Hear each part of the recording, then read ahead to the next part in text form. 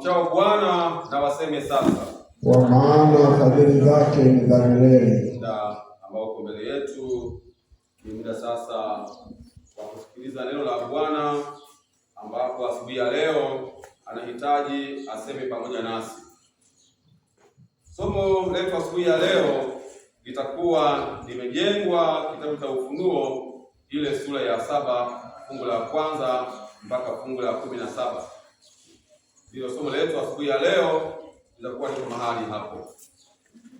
Tunaendelea kujifunza kazi ya malaika. Kazi ya nani? Kazi ya malaika. Asubuhi ya leo tunahitaji kuangalia malaika wa Ufunuo sura ya 7 na kazi zake. Ukirudi nyuma kidogo hapo, wiki iliyopita tulikuwa na somo hilo pia, tukiangalia ulinzi wa malaika, jinsi ambavyo malaika wanafanya kazi zao, na tulisoma mpaka hii sura ya 7 ya Ufunuo, lakini hatukuzama kwa undani sana.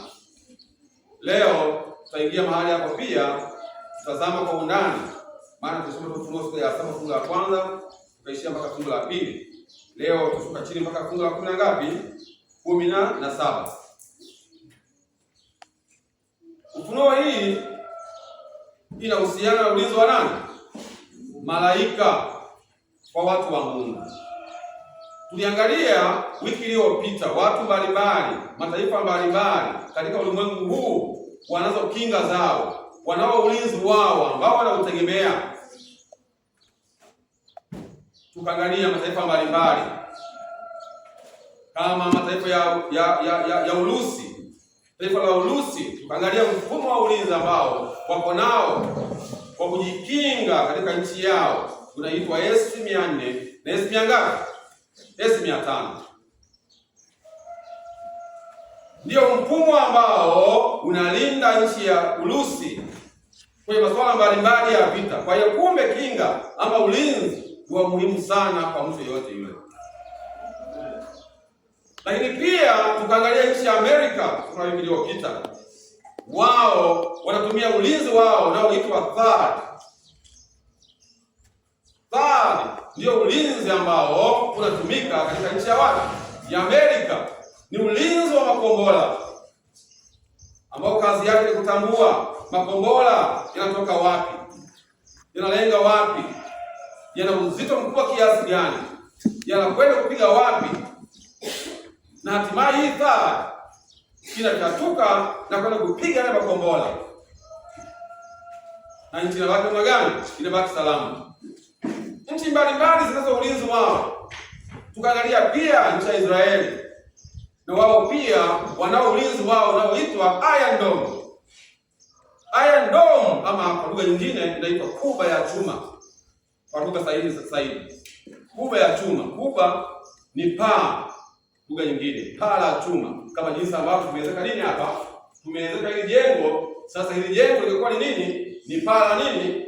La chuma. Maana yake ni kwamba hata kama bomu likipigwa haliwezi kutuzuru sisi, maana tunalindwa na nini? Na kuba ya nini? Kuba ya chuma. Ndio wale kule wanaita Iron Dome. Huo ndio ulinzi maarufu sana katika nchi ya wapi? Ya Israeli, wanalindwa na Iron Dome. Lakini tukaangalia pia, pamoja na kwamba Israeli wanalindwa na Iron Dome, bado makombora ya Irani yanafika, yanapenya, yanaingia nchi ya wapi? Ya Israeli. Pamoja na kwamba Urusi ama Russia wanalindwa na S-400, S-500, bado makombora ya Ukraine yanapenya, yanaingia wapi? Yanaingia katika nchi ya Russia. Russia yanaingia na yanapiga. Tuone ya kwamba kumekinga hizi ambazo wanadamu wameziweka na kujivunia sana, bado si jambo lolote. Kwa Zaburi 127 ikatuambia ya kwamba wengine wanajivunia magari ya farasi, wengine wanajivunia magari ya Graya, magari ya chuma, lakini sisi tunajivunia na jina la nani? Jina la Yesu Kristo. Na unapotaja jina la Yesu Kristo, ujue ya kwamba tunalindwa na ulinzi wa nani? Wa malaika. Malaika wa Bwana hufanya kituo. Nikamwambia kituo kinachofanyika ni kituo. Kwa mfano, askari wao wanafanya kituo mahali ambapo kuna hazina. Sehemu zingine tu wanatembea. Lakini kama ni benki, wanafanya kinini? Kituo. Ndio hivyo malaika wa Bwana wanaweza wakapita tu wanatembea huko duniani sehemu mbalimbali, lakini wakifika kwa mtu wa Mungu wanasema hapa ni benki. Tunafanya kinini? Kituo. Wanakaa mahali hapa. Ufahamu tu unalindwa na nguvu ya ajabu sana. Unahujui tu unalindwa na nguvu ya ajabu sana. Ndiyo maana Elisha akamwambia mtumishi wake, usihofu hao watu unaoona hao. Mungu, hebu mfunue macho afanye nini? Aone jeshi ambalo liko juu yetu. Akaona malaika wamekaa tu wametulia. Majeshi ya malaika yamekaa yametulia. Yametulia. Jeshi ya nini ya malaika? Kwa Mungu alijua ya kwamba hata niko mahali hapa sina nini? Sina wasiwasi. Shida ni moja, sio kama mtoto wa Mungu hauokoi, hauna nguvu. Ni sisi ndio ambao tunamwacha kupesa nani? Mungu. Yaani shida iko kwetu, sio kwa Mungu. Yaani shida iko kwetu. Unajua shida ni moja kwamba hata watu wa Mungu, watumishi wa Mungu tunaigiza. Nasema askofu asubuhi na mahali hapa hivi. Hiyo ndio shida tuko mahali pale. Yaani kwamba hata ambao tumekuja kanisani tukajiita watumishi wa nani? Wa Mungu, bado tunaigiza. Ndiyo sasa uweze kuona kituo. Ndiyo sasa malaika hawezi kuweka kinini? Kituo. Lakini 100% kujitoa. Tunaambia asubuhi na askofu hapa. Mtumishi wa Mungu nani? Yohana. Mafuta yanafanya yanachemshwa. Yanachemshwa kabisa mafuta. Halafu anaweka nini? Kwenye pipa la mafuta. Bado kama kwenye maji tu ya baridi. Hata kuoga tu kwa Mungu. Hata haungu. Hata afanye nini? Hata haungu. Ndio kazi nani? Ndio kazi ambayo Mungu anaitoa kwetu. Wakati mataifa mbalimbali wanaendelea kulindwa na rada mbalimbali wanalindwa na rada. Wameweka ulinzi, lakini bado wanafikiwa na makombora. Na makombora. Tukaona ya kwamba huko juu space kwenye anga la juu kabisa ambapo ni space watu wamewekeza, vita vinapiganwa kutoka wapi? Juu space, sio hapa duniani. Yaani tunajua sasa sio ya matofali, kuvunjia wapi kwa watu nini matofali. Hiyo ni mazoezi. Hiyo ni nini tu? Mazoezi. Yaani leo watu wanapigana vita huko wamekaa mezani wanakunywa kahawa. Yaani mtu amekaa kabiti kadogo tu kamesomea masuala ya nini? Ya makombora. Mambo ya vita kadogo tu miaka 18 amekaa kwenye kompyuta tu hapo. Kana operate mabomu, maroketi. Kadogo tu miaka 18. Yaani vibiti vidogo ndivyo ambavyo leo vinahangaisha dunia. Dunia zinaungua zinalipuka. Ni vibinti tu vidogo 18. Tani vyembamba tu. Unaweza kuona siku moja unaweza kuangalia ghorofa kubwa linaangushwa na katapila pale. Ukiangalia pale kwa juu aliyepanda ambaye opaleta ni kijana mdogo tu, labda mwili na magari tu. Ni mwembamba tu. Inahitaji nguvu sana. Tunaishi kwenye ulimwengu wa leo tunaoishi ni ulimwengu wa kubonyeza. Ulimwengu wa batani. Ndio ulimwengu ambao leo umefikia hapo, ni ulimwengu wa kubonyeza. Unataka kwenda kuoga unabonyeza. Unataka kupika unabonyeza. Unataka kuongea na mtu yuko wapi unabonyeza. Ukitaka kuangalia mwanga sehemu fulani unabonyeza. Ukitaka kuimba unabonyeza. Ni ulimwengu fulani leo. Ni ulimwengu wa kubonyeza bonyeza. Tumehama zama za wapi? Za mawe. Kipindi ambacho mpaka watu wakisha nini moto. Tumehama huko mbali sana. Dunia inakwenda mbele kwa kasi sana. Kwa kasi sana. Leo teknolojia mbalimbali, watu wanaendelea kubuni.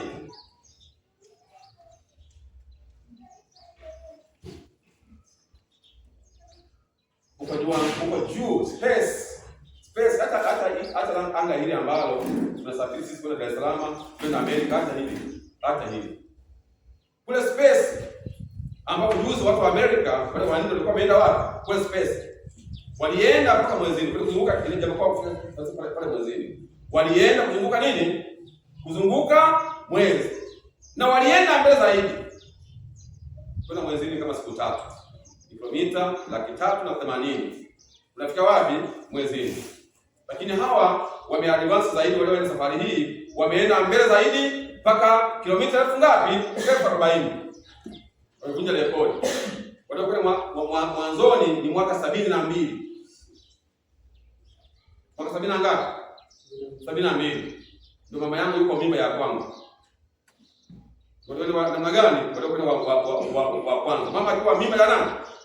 Ya kwanza ndio wakaenda. Kwa tena ndio sasa tena wameenda wapi sasa? Wameenda sasa tena juzi hapo. Kwa ilikuonyesha ya kwamba dunia wanapiga nini?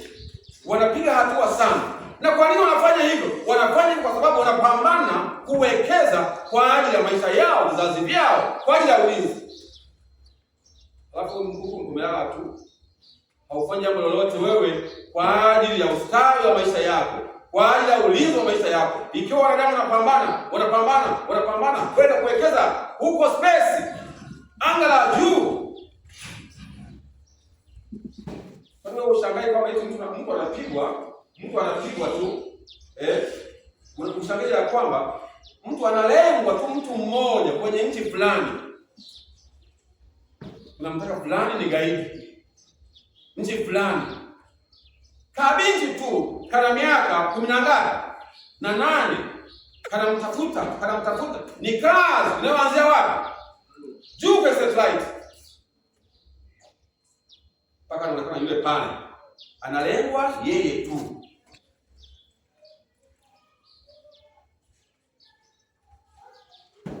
Ulinzi wa watu wa Mungu, wengine duniani hapa leo watu wanahilizi.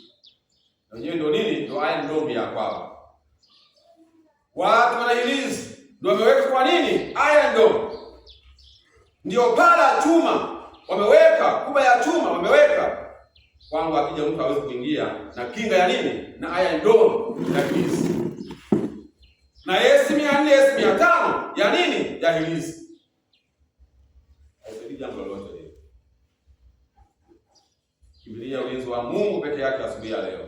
Amen. Mungu halali, Mungu hasinzii. Jicho la Mungu lipo kama rada, muda wote linaangalia, linatembea, linaangalia muda wote. Na jicho la Mungu kwa watu wa Mungu likifika pale sema, hapa ni kituo. Malaika wao wanashuka. Malaika wanatoka wapi? Mbinguni. Kuja wapi? Duniani hapa. Yaani dunia hii kila unapotembea hivi ni malaika wa shetani wamejaa kila kona. Na wengine wanaonekana kama nani? Kama binadamu hivi, wanajibadilisha. Na wanafanana kweli. Ndio maana hata kule juu mbinguni, malaika wanaposhuka na kupanda, kuna nini wamewekewa pale kadi ya dhahabu. Mungu ametoa kadi upya. Sasa malaika mnaposhuka na kupanda, unakumbuka siku moja maongezi ya Mungu, sawa? Na shetani. Umetoka wapi? Cha nani? Cha Ayubu. Anajibu, natoka wapi? Duniani, kutembea huko na huko wapi? Humo. Wewe mwana mtumishi wangu Ayubu, nimemuona huko. Kwa sababu tumefanya nini? Umemwekea Iron Dome. Sasa akajibu hivi. Umemwekea nini? Kinga. Ndio maana simuweze. Ile ukiondoa Iron Dome, uliomwekea. Sasa naiondoa kidogo. Halafu uone, ujaribu uone. Kwa malaika wako wanafanya wanatembea kwa shetani wa Mungu. Wa shetani wanatembea. unapofika kwa mtu wa Mungu, wewe unatembea tu kazini, lakini njiani kote ni mitego. Wewe unatembea tu, kumbe hujui huku mbele kuna malaika huku, kuna malaika huku, kuna malaika mbele na nyuma kuna malaika. Wewe ni bodyguard, wewe ni boss mkubwa, unalindwa, unatembea bila wasiwasi, bila wasiwasi. Unasikia malaika fulani, ndio kwa dada, sasa kwa na bahati. Sio bahati, ni malaika wa nani? Malaika wa Mungu. Wanafanya kazi zao hivi. Wanakulinda na kufanya ndio kuepusha. Sio Mungu bahati. Ni mpango wa dhamiri ambao umedhamiriwa kwa nani? Wa malaika. Uko mahali wanafanya kazi yake hii. Bwana asifiwe. Sasa leo tutaangalia hii sura ya 7. Mtu wa Mungu, soma sasa fungu la kwanza na kuendelea. Taratibu tupende. Tuangalie hapo 7 kuanzia ile fungu la kwanza. Kazi ya malaika. Naam. Baada ya hayo nikaona malaika wanne wamesimama katika pembe 4 za nchi. Ndio. Wakizuia pepo 4 za nchi. Baada ya hayo, Yohana huyu ambaye tunaambiwa asubuhi na askofu, akiwa kwenye kisiwa cha nini? Cha Patmo, akapewa maono. Akaona malaika wangapi? 4. Sasa nikwambie, 4 tu dunia nzima. Wangapi tu? 4 tu. Dunia nzima ndio uone malaika walivyo na nguvu. 4 tu. Yaani lingine ni malaika moja limekaa wapi? Kaskazini. Lingine wapi? Kusini. Lingine wapi? Mashariki. Yote inalindwa na malaika mgapi? Moja tu. Magharibi, malaika mgapi? Moja tu. Limekaa magharibi, limekaa mashariki, limekaa kusini, limekaa wapi? Kaskazini. Yana upanga na mamlaka na nguvu. Malaika 4 akaonyeshwa na mtu wa Mungu. Baada ya hayo nikaona malaika 4 wamesimama katika pembe 4 za nchi. Nikaona malaika 4 wamesimama katika pembe 4 za nini? Za nchi. Wakizizuia pepo 4 za nchi. Wakizizuia pepo 4 za nchi. Upepo usivume juu ya nchi. Upepo usivume juu ya nchi. Wala juu ya bahari. Wala juu ya bahari. Wala juu ya mti. Wala juu ya mti wowote. Nikaona malaika mwingine akipanda kutoka mawio ya jua. Bwana Yesu asifiwe. Amen. Hapa kuna malaika mwingine anzia hapa. Neno la Bwana limetuonyesha malaika wangapi? 4. Hao malaika 4 kazi zao wanazuia pepo 4 zisivume. Malaika mmoja yuko mashariki. Ila malaika yuko mashariki na kazi sana. Malaika aliyoko wapi? Mashariki. Mashariki ana kazi sana. Ila ameshashinda tayari. Niwaambia wiki iliyopita kwamba hilo kama si nini Irani, Israeli, Amerika, niliwaambia ukiacha ushabiki wa nini? Unajua watu haya masuala ya unaweka na ushabiki. Kiunabii halipo taifa lolote duniani kiunabii. Unajua mataifa yote haya alikuwa ndio somo la askofu asubuhi alikuwa anaongea habari ya unabii. Unabii umefunua kila nini? Kwa hiyo sisi tunasafiri kwa tunajua. Hakuna nchi yoyote duniani hapa ambayo inaweza kusimama juu ya Amerika. Sasa wale ambao walishabikia mambo mwanzo wakasema Irani. Unaona? Baadaye tena sema Korea Kaskazini, Korea, Urusi, China. Unapoangalia wewe unaona hilo kwa macho ya kinini? Ya kinadamu. Lakini dunia hii imeandika habari zote za mataifa mwanzo mpaka namna gani? Superpower wa nchi za dunia nzima ni kilanja, ni Amerika peke yake. Ni Amerika peke yake. Sijuzi hapa kwenda Amerika pale kwenye lango kula la bahari nani hapo Hormuz pale. Ameenda mahali pale kwenye mlango mkuu wa nini? Wa bahari. Haya, Irani wamefunga mlango wa bahari. Kwa mfano mdogo tu. Kwamba hakuna meli yoyote ambayo itapita Hormuz hapa kwenda wapi? Kwenda kupeleka mafuta. Sehemu yoyote ile hakuna meli. mafuta yakapanda nini tayari? Yakapanda bei, si ndivyo hivyo? Amerika amesema jamani fungueni, jamani fungueni, jamani fungueni, jamani fungueni. Hakuna. Amerika akamwambia washirika wake, jamani Ufaransa, njoni tusaidiane. Uingereza, njoni tusaidiane kufungua nini? Mlango wa bahari. Wamekataa. Haya, demokrasia pole pole. Ndio kuna mtu mmoja ananifurahisha sana. Kuna mkuu mmoja wa wilaya wa Kisarawe ananifurahisha sana kama mamlaka wifi nini? Hailalamiki sana. Ndio wewe unaongea kwa magari tu kwa taratibu. Jamani sasa basi ndio tuongee. Sasa Amerika wanasema ndio tuongee. Washabiki wa nini sasa? Washabiki. Maana sasa ameomba kuja kuongea. Wale washabiki sasa. Haya. Maongezi yamekuja kufanyikia wapi? Pakistan. Yameshindikana.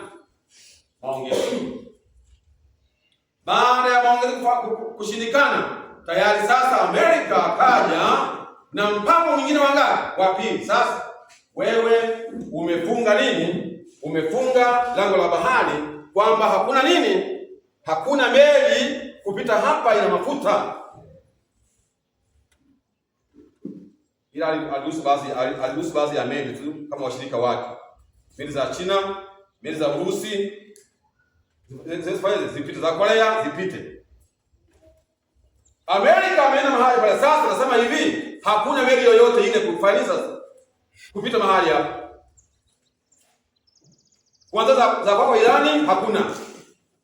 Yoyote ile hakuna. Siku ngapi tu? 3. Mlango mshafanya nini? Napoongea hivi asimu mlango huko open. Mlango kuna magani? Huko open.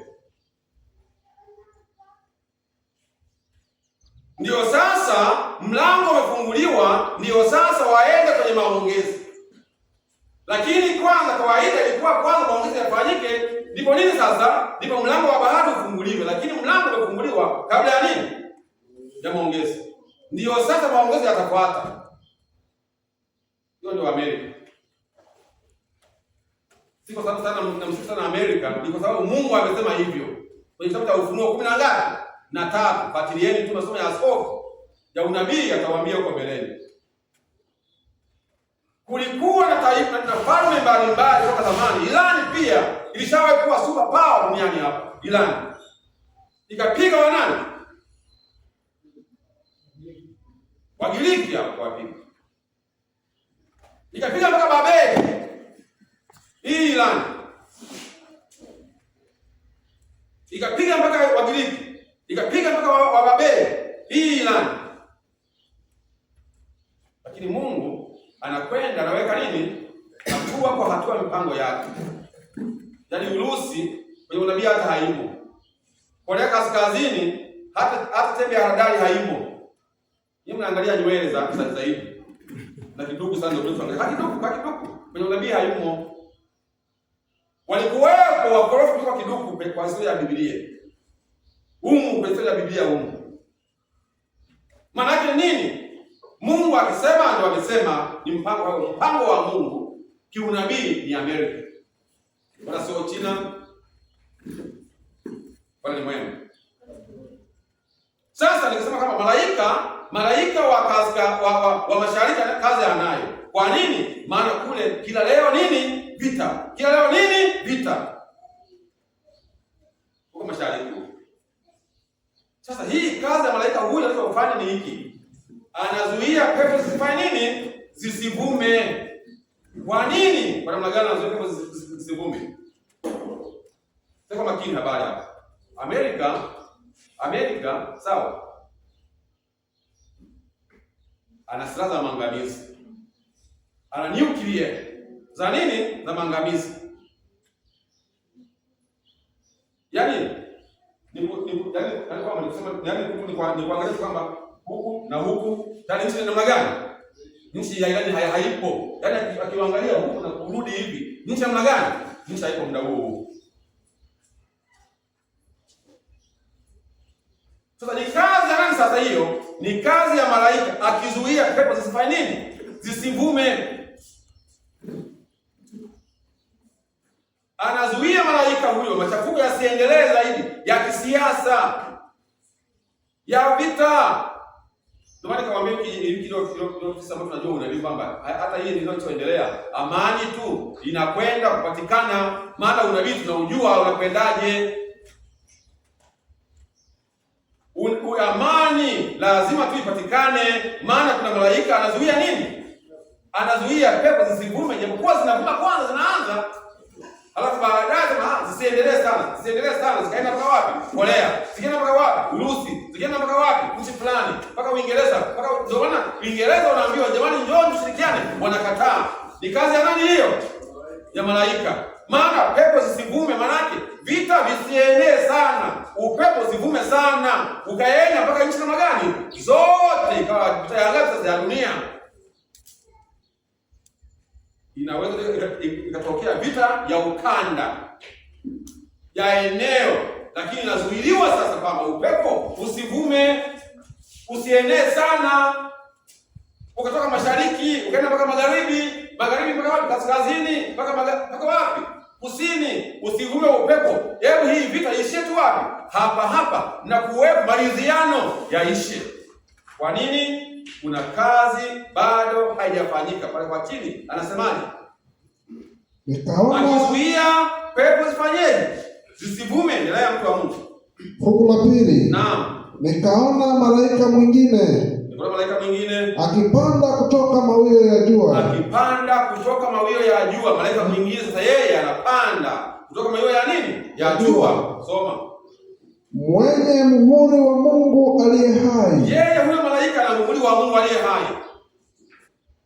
Akawapigia kelele kwa sauti kuu wale malaika wanne. Anawapigia kelele hao malaika wangapi? Wanne. Waliopewa kudhuru nchi na bahari. Maana sio makini. Kudhuru maana kuharibu. Hao malaika hao wanne wana kazi ngapi tu?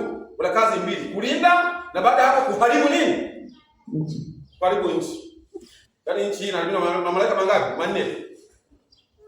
Yaani nikiacha tu mmoja mmoja hili malaika hivi, mashariki yote inaungua. Lingine kiachia basi huko la magharibi inaungua namna gani? Yote. Sasa malaika huyu akatumwa mwingine huyo akawaambiaje? Nitasoma mahali pale. Msifanye nini? Nikaona malaika mwingine akipanda kutoka mawio ya jua.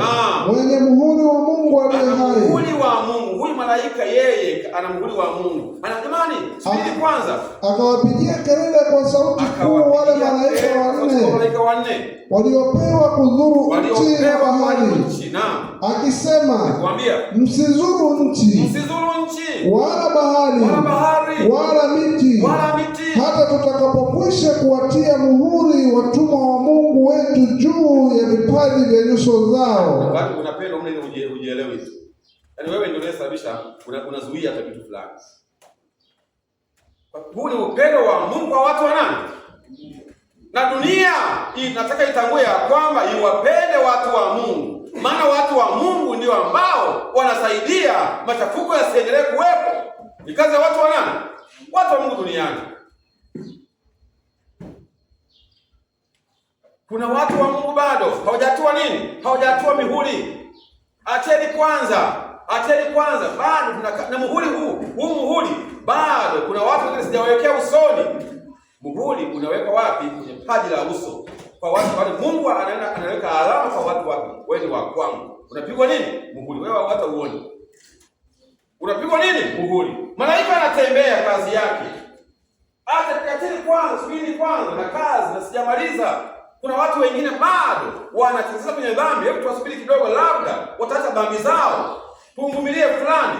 Subirini kwanza. Maana mkianza vuguvugu la vita tayari huyo atafia dhambini, bado hajajitoa sawa sawa. Rehema ya nani? Ndio maana mpaka leo tunaishi kipindi cha rehema cha Mungu. Muda wa rehema tunaishi huko. Mungu anapoangalia na mwana mtu fulani anafia dhambini, bado huyo maisha yake hajaweka vizuri. Hebu niache kwanza. Nisiruhusu kwanza akatuma malaika sasa. Hawa ni maruhusu walianzishe hao wanne.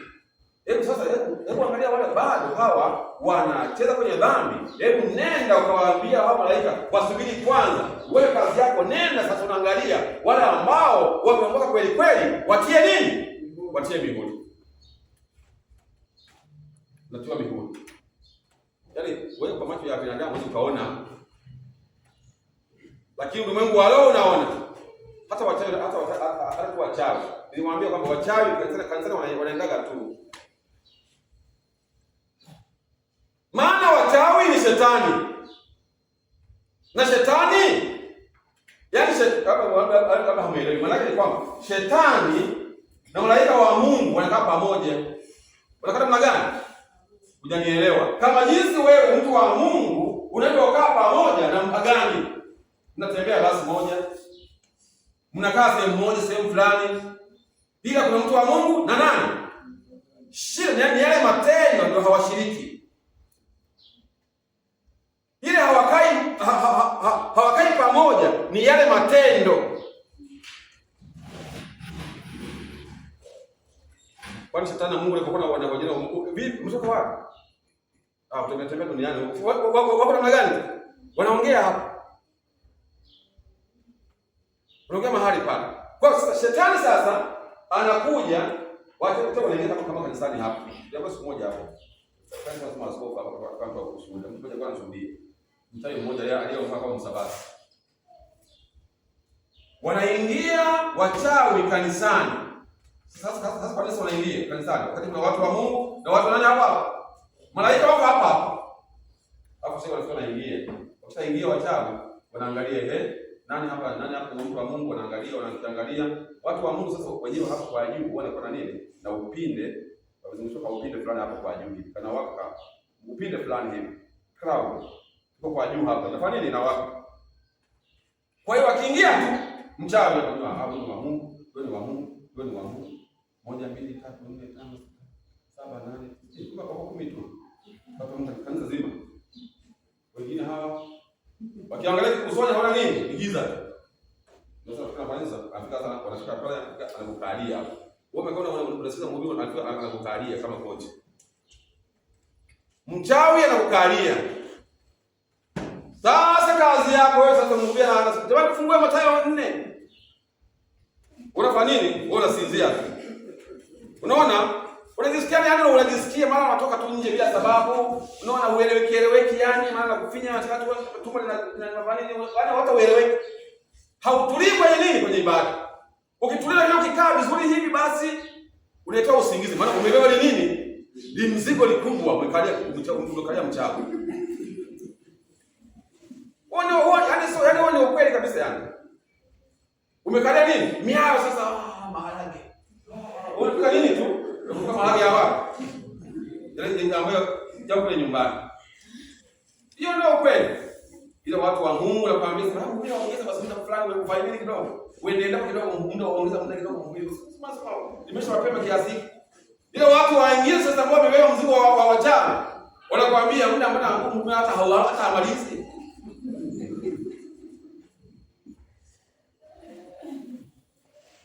Hiyo ni kazi ya nani? Wanaingia tu kama wengi, wanaingia bila wanazuiwa kufanya madhara kwa nani? Kwa watu wa Mungu. Yeye mtu wa Mungu anasema amelindwa hapa, sema hapa hapana. Tugusi hapa. Bila mtu wa Mungu. Twende. Akisema msizuru nchi. Tumeshasomea endelea. Fungu la 4. Naam. Nikasikia hesabu yao waliotiwa muhuri katika kila kabila ya Waisraeli. Nikutoa mihuri sasa. Nikutoa mihuri sasa. Baadaye akaona waliotiwa mihuri, sio mtu wa Mungu. Nikasikia hesabu yao waliotiwa muhuri katika kila kabila ya Waisraeli. Wewe kama haumo sasa kazi yako. Watu 144,000. Waliotiwa mihuri sasa kwamba tumetia mihuri leo mihuri tumegonga. Watu 100 ngapi? 444,000. Watu 100 ngapi? 444,000. 444 tuna gani? 1000.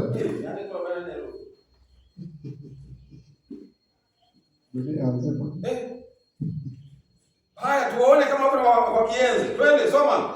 Fungu la 5. Naam. Wa kabila ya Yuda 12,000 waliotiwa muhuri. Kabila ya Yuda waliotiwa mihuri 12 nini? Elfu waliotiwa muhuri. Wa kabila ya Reubeni 12,000. Mimi tunaangalia kwa kienzi kama wangu. Na wewe angalia kwa ukoo wako kama wangu. Kama hawamo kazi unayo. Waliotiwa mihuri wa kabila ya nani? Kabila ya Yuda. Kabila ya Yuda ngapi? 12,000. 12,000. Haya. Wa kabila la Reubeni. Kabila la Reubeni 12,000. Haya. Wa kabila la Gadi. Wa kabila la Gadi 12,000. Mama yangu wakienzo kwa. Wa kabila ya Asheri. Wa kabila ya Asheri 12,000. 12,000.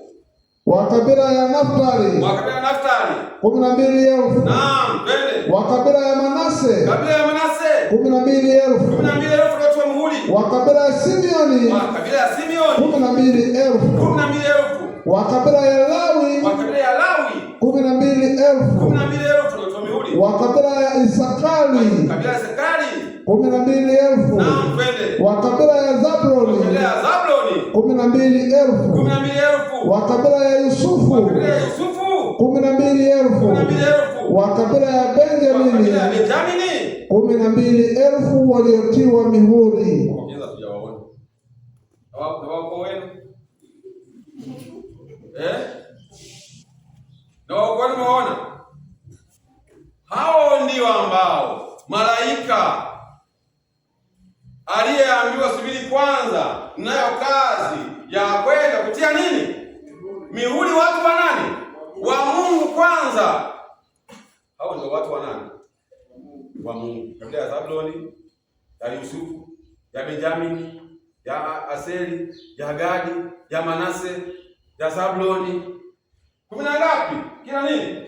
Kila kabila 10 na ngapi? 12,000. Sisi ndo mchelewesha. Bwana Yesu asifiwe. Amen. Wametiwa nini hao tayari? Wametiwa mihuri kwamba hawa iwe inyeshe. Liwake inyeshe. Hao ni wanani tayari? Wa Mungu. Maana kwa ukishatiwa mihuri, ukishatiwa muhuri kwamba muhuri. Maana umewekwa chini ya mamlaka ya Mungu. Haiwezekani tena ule muhuri kufutika. Hata iweje. Amen. Kazi ya kuweka muhuri ni kuonyesha ya kwamba huyu ni wangu hasa. Kwa ni kazi ambayo inafanywa kwa makini sana. Ukishawekewa muhuri, yani hata majaribu yaje kwa namna yoyote ile. Hata iweje, inyeshe, ivuje, liwake, moto uwake kiasi gani. Ukishatiwa muhuri, wewe ni wa Mungu forever. Amen. Hakuna majaribu, hakuna mateso, hakuna namna nyingine ile ambayo inaweza kukurudisha nyuma. Omba sana uwekewe muhuri wa Mungu. Sasa tumeona waliowekewa mihuri hao kwa kila nini? Kila kabila. Maana yake ni nini? Kwa kabila ya nini? Ya Yuda. Kwa kabila ya nani? Reubeni, Gadi, Asheri. Hawa ni kiwakilishi. Hawa ni nini? Wewe utaingilia hapo. Utachambua hapa sasa, utachambua haya mambo sasa hapo. Ndio tunasoma pia leo zaidi. Tunaambia kwa kifupi. Hawa kabila ya Yuda walikuwa tabia zao.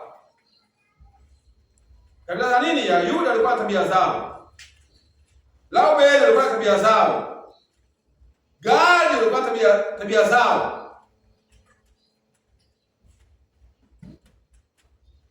Lakini waliongoka. Wakamrudia nani? Bwana. Kwa hiyo kuna watu ambao wataingilia tabia hizo. Waliweka kujaambiwa kwamba ukoo akianza hapa hayupo. Tabia ambazo mlikuwa nazo wewe kila moja, Mungu atakuwa anagawa makundi. Wewe utaingia mlango wa nini? Wa Zabuloni. Umeshafungua tayari. Sababu ule mji, usome kule mbele ule mji, una milango 10 na ngapi? 12. Wa nini? Wa makabila. Utaingia milango hiyo. Kila tabia utaingilia hapa. Ulikuwa na dhambi fulani ukatubu kama kabila fulani, wewe pitia hapa, mlango wako ni hapa. Ulikuwa na hasira kama kina Reubeni na nani? Na ndugu yake. Mpaka baba wako walani.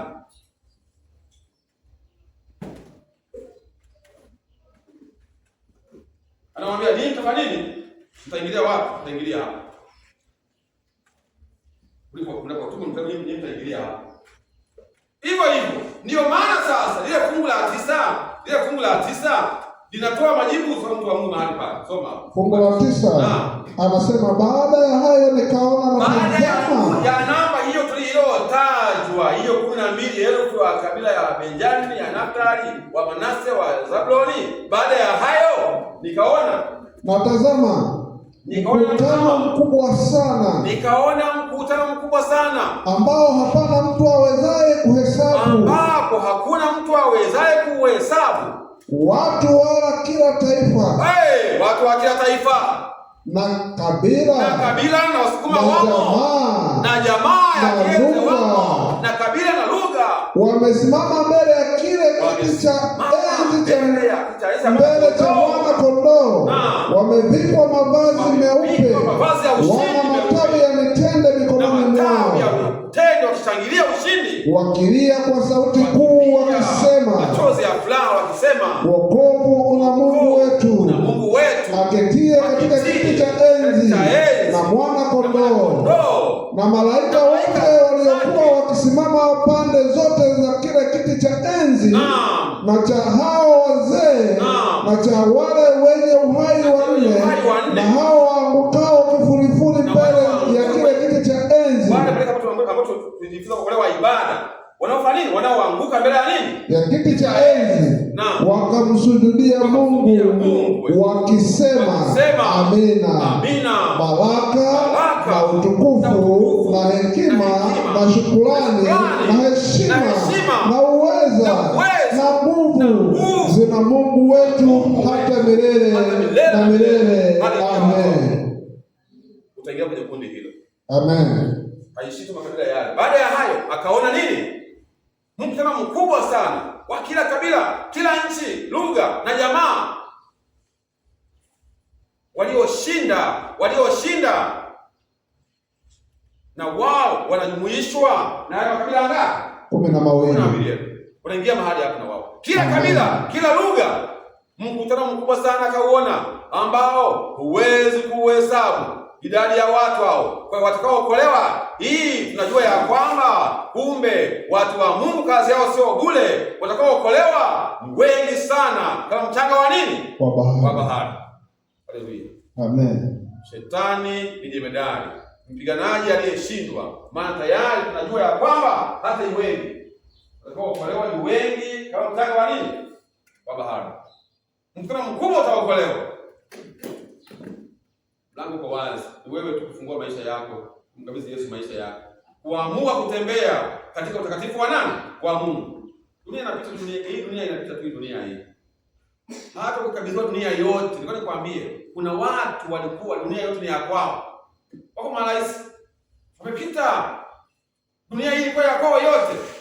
Sato zote za maziwa yote na bahari na mito, maziwa yote zilikuwa za kwao. Wanyama wote wa Serengeti walikuwa wa kwao. Kila kitu cha kwao. Fedha zote zile za kwao. Leo unafunza tu 1000 ngapi? Leo unafunza hela ya kula. Kuna watu hapo marais wa fedha zote zilikuwa za chini yao. Wanyama wote chini yao. Sasa wa wapi leo? Wa Rubondo, kanilefeni hapa. Wanakuja tena sasa kwa yaani kwa kuzoa watu hivi wanakuja hapa. Pesa imetulia. Leo hawapo. Tufanyeni mambo yetu, tufanyeni kazi zetu. Tafuteni maisha, lakini usijitenge na nani? Na Mungu. Sina na Mungu. Fanya mambo yako yote. Wewe ukijua ya kwamba ndio nitapita tu hapa. Fanya mambo yako yote, ukijua mimi ni msafiri. Sasa nacheza na nani? Na maisha yangu huko, lakini kwa Mungu sitokoza. Amen. Kwa ibada mtafute Mungu. Njoo tulia kwa mwa Mungu. Tulia nyumbani mwa Mungu. Mwabudu Mungu kwa unyenyekevu, kwa kicho. Mwambie Mungu, wewe ndiye kila kitu, mimi si yaani mimi kama kamshumaa. Amen. Itamfaidia nini mtu akiupata ulimwengu wote itamfaidia nini? Mtu akiupata ulimwengu wote, kwani kwambie fedha sio jawabu la kila nini? La kila kitu. Au maneno tu. Ilikuwa jambo la kila kitu fedha. Basi hawa ambao nimewataja mpaka leo walikuwa endelea kuishi. Kuna watu wana fedha, yaani kwa nikwambie, kuna watu wana fedha mpaka za kulalia. Hayo godoro lake anaweza kufanya godoro la mtoto wake, godoro la mtoto wake, unalalia nini? Godoro la pesa. Yeye godoro la pesa, mke wake godoro la pesa. Wafanyakazi godoro la nini? La pesa. Ila hawapo dunia hii. Kwa hiyo fedha sio nini? Sio jawabu la kila nini? Tutafuteni fedha, lakini tumtangulize Mungu wako. Tumweke Mungu mbele. Tujue ya kwamba siku moja, dakika moja unaweza kaondoka.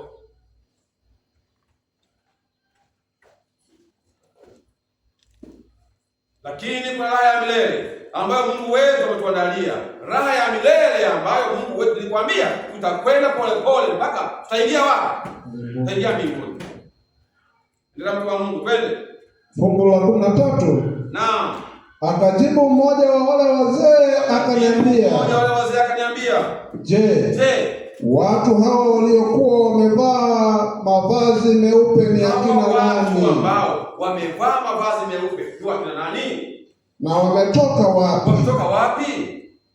Unajua kwa sababu wanashangaa. Hao ni akina nani? Wametoka wapi? Kwa sababu ukiangalia sura yako haufanani na watu wa wapi? Na watu wa mbinguni. Yaani kwa sisi tumepigika kweli. Ukiangalia hao ni akina nani? Wametoka wapi? Maana wale kama kituko kwanza fulani hivi. Hao ni akina nani? Wametoka wapi?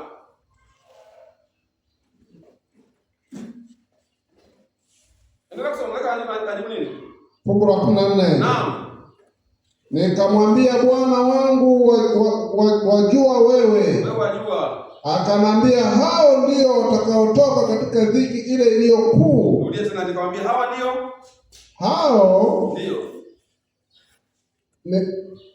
Nikamwambia soma. Nikamwambia Bwana wangu, wajua wewe. Wajua wewe. Akanambia, naam, hao ndio wanaotoka katika dhiki ile iliyo kuu. Ndio. Nao wamefua mavazi yao na kuyafanya meupe katika damu ya mwana kondoo. Haleluya. Kwa hiyo wako mbele ya kiti cha enzi cha Mungu. Ndio.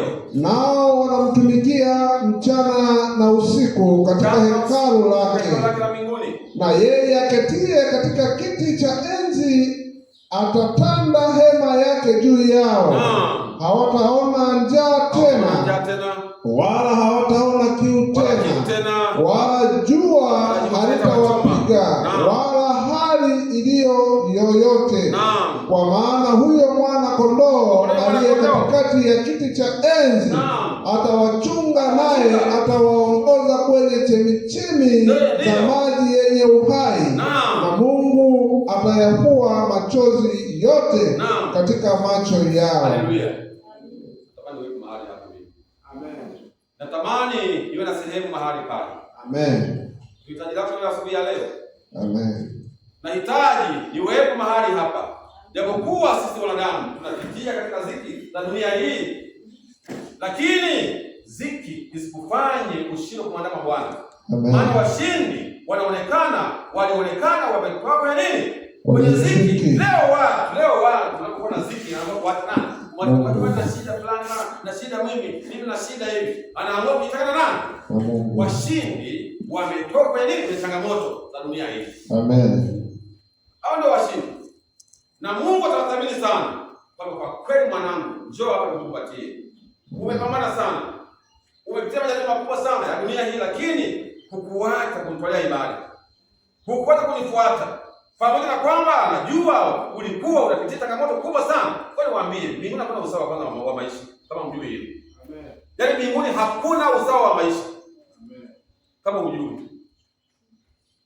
Yaani wale watu ambao duniani hapa ni kidogo tu. Wale duniani hapa wale ambao kuna watu wengine tunamwabudu Mungu labda maisha ni mazuri. Kuna wale watu ambao wanamwabudu Mungu kwa kulazimisha sana.